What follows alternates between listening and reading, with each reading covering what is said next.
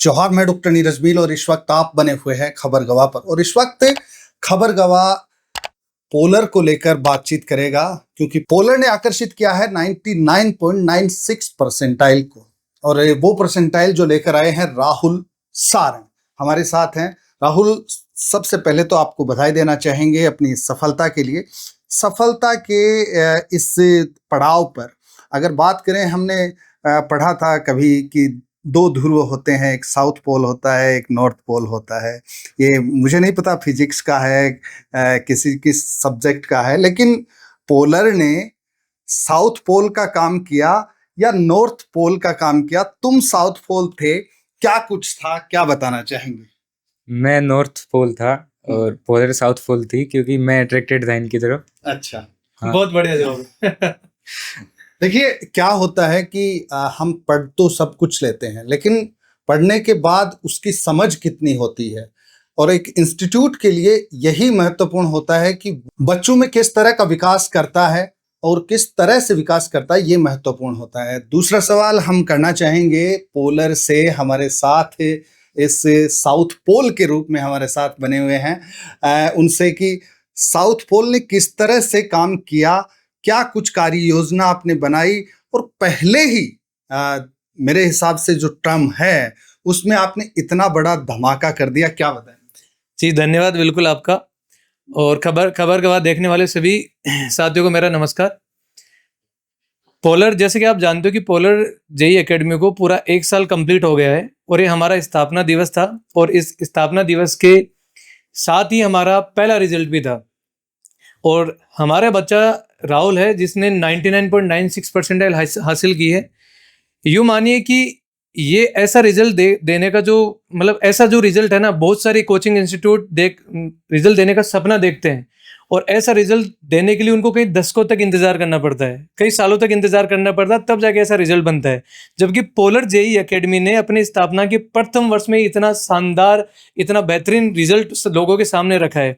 इसी वजह से ऑब्वियस सी बात है, ये रिजल्ट आपको अट्रैक्ट करेगा। रिजल्ट हमें अट्रैक्ट करेगा और सब लोगों को अट्रैक्ट करेगा, लेकिन आपकी बात पे हम थोड़ा कम यकीन करेंगे, बच्चे से ज्यादा पूछेंगे। आपको कोई अतिरिक्त कक्षाएं दी थी या आप भी उन्हीं बच्चों के साथ पढ़े थे जो क्लास में पढ़ते हैं? मैं उन्हीं बच्चों के साथ पढ़ा था और सेम क्लासेस थी हमारी, वहीं उन्हीं के साथ बैठता था, और कोई एक्स्ट्रा क्लासेस नहीं थी मेरी अलग से। कोई एक्स्ट्रा क्लासेस नहीं थी? नहीं। ये बड़ी बात है कि कोई एक्स्ट्रा क्लासेस नहीं थी। सर, मॉड्यूल की बात करें राहुल, अपन जो मॉड्यूल आपको पढ़ाया जाता है, जो नोट्स आपको लिखाए जाते हैं, जो कंटेंट आपको दिया जाता है सेल्फ स्टडी के लिए, उसमें से कितना कुछ आपको हेल्प मिली? अगर मैं यूं सीधा नहीं पूछूंगा या नहीं, ये नहीं पूछूंगा कि कितना आया, क्योंकि 2 की जगह 4 भी लिखा हो सकता है। जहां 4 लिखा हुआ है शुरू में, उसको लास्ट में 4 लिख सकते हैं, कैसा भी प्रश्न बन सकता है।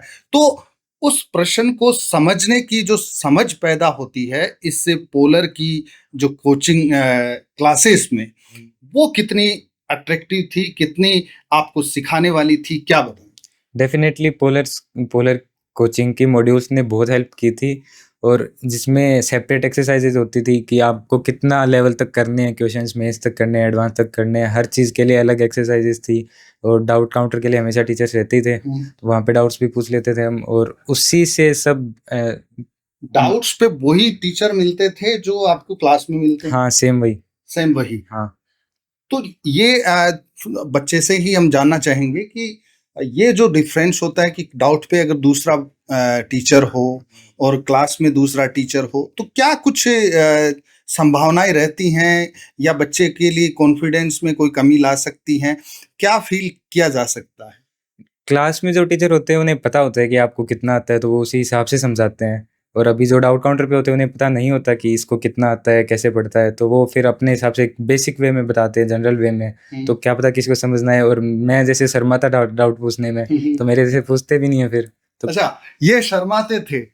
शर्माने की बात अगर की जाए तो क्या वो तनाव ला सकती है, या उसको आपने किस तरह से हैंडल किया कि तनाव ना लाए? देखो, बहुत सारे बच्चे हमने देखे होते, जब हम पढ़ा रहे होते हैं ना, हम नोटिस करते हैं कि बहुत सारे बच्चे इंट्रोवर्ट होते हैं। बहुत सारे बच्चे अपना डाउट दूसरों के सामने रखने में झिझकिचाते हैं कि पता नहीं क्या सोचेगा सर हमारे बारे में, टीचर क्या सोचेगा। पर देखो हमें पढ़ाते हुए या फिर समझो कि टीचर में स्पेशल क्वालिटी होती है हर टीचर में, कि जब क्लास में बच्चे बैठे होते हैं तो उनको ऑब्जर्व करके ही पता लगा लेता है कि इस बच्चे को इस पर्टिकुलर क्वेश्चन के अंदर प्रॉब्लम आ रही है। तो हम लोग अपनी तरफ से इनिशिएट करते हैं। कई दफ़ा हम लोग बच्चों को खुद बुलाते हैं कि बेटा तेरे को ये कॉन्सेप्ट समझ में ठीक से नहीं आया होगा, तो क्या तू इसे पूछना चाहता है। और फिर बच्चा हमारे सामने खुल के बोलता है कि जी सर आपने सही पकड़ा एकदम। भाई खुल के बोलने की बात आ रही है। जब आप एग्जामिनेशन हॉल में जाते हैं तो आपको कौन सी चीजें पोलर की जो क्लासरूम है वो चीजें याद आती हैं, या कितनी चीजें याद आती हैं? जैसे 10 चीजें हैं तो 10 में से कितनी चीजें याद आती हैं?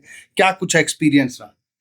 जब सामने क्वेश्चन आता है उस टाइम सब याद आता है, उस टाइम पूरी पोलर याद आ जाती है। उस टाइम सब याद रहता है, क्या लिखवाया था, कहाँ लिखवाया था, टीचर की डांट वो तो रहती है। बहरहाल उससे ज्यादा याद आता है उससे ज्यादा याद। टीचर ने किस बात पे डांटा है और किस क्वेश्चन पे डांटा है, वो क्वेश्चन बच्चा फिर भूलता नहीं कभी। अच्छा हाँ। तो अगर ऐसा हुआ है कि क्लास में हमें या आपको या कोई बच्चा, दूसरा बच्चा किसी क्वेश्चन, स्पेसिफिक क्वेश्चन पे अटका हो और वो सेम टू सेम क्वेश्चन आपकी एग्जामिनेशन हॉल में पेपर पर आ गया हो? मेरे साथ हुआ है सेम। जब मैं सर से पिछले दिन ही डाउट पूछ के गया था और वही सेम क्वेश्चंस आए थे अगले दिन, और वो मैंने कर दिया। अगर ना पूछता तो गलत होते मेरे। चलो बढ़िया, क्या पता उन्हीं क्वेश्चन की वजह से बहुत बढ़िया परसेंटाइल बच्चे ये एक बड़ी बात होती है साइकोलॉजी के हिसाब से देखें तो भी, कि एक क्वेश्चन जो आपको नहीं आता है और वो आप क्लियर कर लेते हो क्लास में ही, डाउट पर ही, और उसको ही आप एग्जामिनेशन हॉल में करते हो, तो आपका कॉन्फिडेंस लेवल अप होता है। इनके गुरुजी से बात करना चाहेंगे कि कॉन्फिडेंस और ये तमाम बातें हमने कर ली। एक सवाल बहुत महत्वपूर्ण होता है कि जब बच्चा आता है और बहुत बड़ा सिलेबस होता है, क्योंकि राष्ट्रीय स्तर की एग्जाम है और तमाम प्रकार का जो कंपटीशन का बर्डन है वो भी होता है, तो आपने इसके साथ और दूसरे बच्चों के साथ क्या कुछ एक्स्ट्रा मेहनत की, या क्या कुछ, हालांकि ये आपका सीक्रेट है लेकिन थोड़ा सा हम जानना चाहेंगे। देखो हमने क्या किया था कि देखो मेनली चीज़ों, जब बच्चों का अच्छा रिजल्ट निकालना होता है ना, तो सबसे मेन चीज़ होती है क्वालिटी टीचिंग, क्वालिटी नोट्स। हमारे सारे टीचर इतने बढ़िया है ना कि जो भी टीचर बच्चों को पढ़ा रहा है उसने अपने नोट्स पे, अपने कंटेंट पे बहुत बढ़िया काम कर रखा है। फिर उस कंटेंट को डिलीवर करने के साथ साथ होता है मॉड्यूल डिस्कशन या फिर PYQ डिस्कशन या DPP डिस्कशन। हमने हर बच्चे को हर एक सिंगल डाउट क्लियर किया है, मतलब। और अगर मान लो उसमें भी बच्चा हिचकिचा जाता है, कभी कभी पूछ नहीं पाता है, तो बच्चा डाउट काउंटर पे हमसे वो क्वेश्चन पूछ जाए, ऐसे हम आसानी से पूछ ले, ऐसी हमने सुविधा बच्चों को दे रखी है। इसके अलावा बच्चे के लिए सबसे बेहद ज़रूरी होता है टाइम पर टेस्ट होना और टाइम पर सिलेबस होना। टाइम पे टेस्ट के साथ साथ जब टाइम पे सिलेबस हो जाए तो उससे भी एक और इम्पोर्टेंट चीज़ होती है जो हमें हमारे रैंक को निखारती है, वो होती है टेस्ट सीरीज। हमने 12th के बच्चों का सिलेबस अगस्त में करवा दिया था और अगस्त के बाद में हमने बच्चों की टेस्ट सीरीज चालू की थी। केवल टेस्ट सीरीज कराना ही सब कुछ नहीं होता है। मेरा ये मानना है कि टेस्ट सीरीज के दौरान भी बच्चा जब पेपर करता है ना, तो पेपर करता है तो उसमें बहुत सारे बच्चे के डाउट्स रह जाते हैं। मोस्टली बच्चे क्या होते हैं कि रूम पे बैठे रहते हैं और वो अपने डाउट्स को क्लियर ही नहीं कर पाते। लेकिन हमने हमारे टेस्ट सीरीज में ऐसा शेड्यूल डाला था कि हर पेपर जो है उस पेपर डिस्कशन का भी अलग से टाइम शेड्यूल डाल दिया। मतलब PYQs है ना, जो 2019 से लेके 26 तक के जितने भी PYQs थे, सारे PYQs के डिस्कशन का शेड्यूल में टाइमिंग डाल दिया। तो बच्चा उस टाइम पे आता, हमसे डाउट पूछ के जाता और इसी डाउट जो सॉल्विंग, जो अपनी जो खास स्ट्रेटजी थी हमारी, इस स्ट्रेटजी की वजह से बच्चे इतना बढ़िया रिजल्ट दे पाए। हमारे एक बच्चे ने 99.6 परसेंटाइल 99.96 परसेंटाइल बनाई है। एक बच्ची है जिसने 99.78 परसेंटाइल बनाई है। 99.5 परसेंटाइल से ऊपर हमारे पास 4 बच्चे हैं। मतलब आप समझिए कि कितना बेहतरीन रिजल्ट रहा होगा हमारा। ये बहुत माइनर सा डिफरेंस है जो इनको डिफरेंशिएट करता है।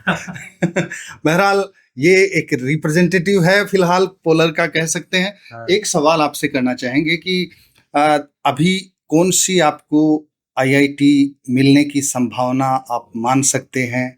क्या कुछ ब्रांच आप चूज करने की सोच सकते हैं? क्या बताना चाहेंगे? देखो ये बात बहुत आगे जाएगी।